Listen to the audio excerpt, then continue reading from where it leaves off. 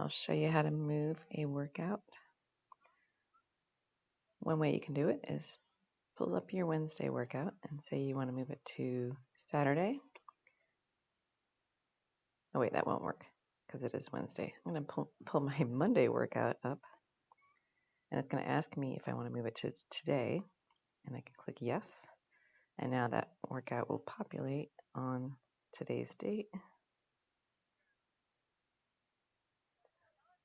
It's the top one on today's date. If you want to go into your week and move stuff around before you get to it, oh yeah, I don't have anything in there.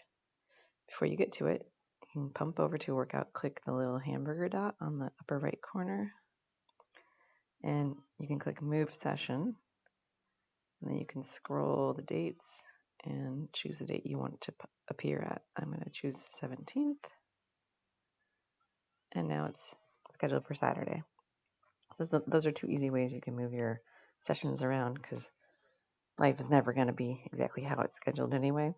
So I hope those tools help you navigate.